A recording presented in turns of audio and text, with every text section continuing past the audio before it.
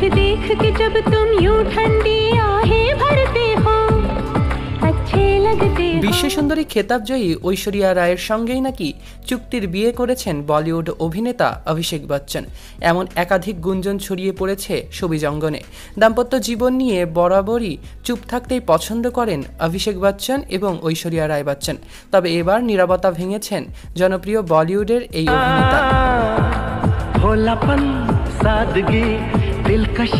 নিজের বিয়ে সম্পর্কে এবং ঐশ্বরিয়াকে নিয়ে এবার মিডিয়ার সামনে মুখ খুলেছেন এই অভিনেতা। ভারতীয় গণমাধ্যম আনন্দবাজারের প্রতিবেদন থেকে জানা যায়, দর্শকদের কৌতূহল মেটাতে কখনোই বিবাহিত জীবন নিয়ে প্রকাশ্যে কথা বলতে চান না অভিষেক, কারণ যে কোনো গুঞ্জনই তিনি তেমন পাত্তা দেন না। সম্প্রতি বলিউডে ক্যারিয়ারের 25 বছর পূর্ণ করেছেন বলিউডের শেহেনশা খ্যাত অমিতাভ বচ্চনের পুত্র অভিষেক বচ্চন।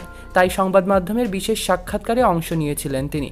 একান্ত সাক্ষাৎকারে অভিষেক দাম্পত্য জীবন নিয়ে প্রশ্ন করা হলে তিনি বলেন, 17 বছরের দাম্পত্য জীবনে অসংখ্যবার নানা জল্পনা কল্পনার শিকার হয়েছি আমি। সত্যি কথা বলতে আগে এগুলো পাত্তা দিতাম না, কিন্তু এখন খারাপ লাগে, কারণ আমার একটা পরিবার রয়েছে।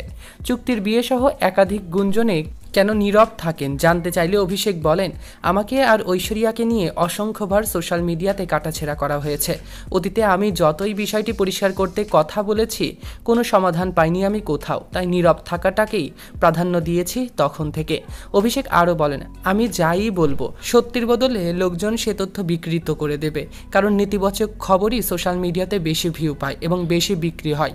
তাই এখন ভাবি আমার জীবন যারা বাঁচাচ্ছেন না তাদেরকে উত্তর দেওয়াটা আমার কর্তব্যের মধ্যে নেই।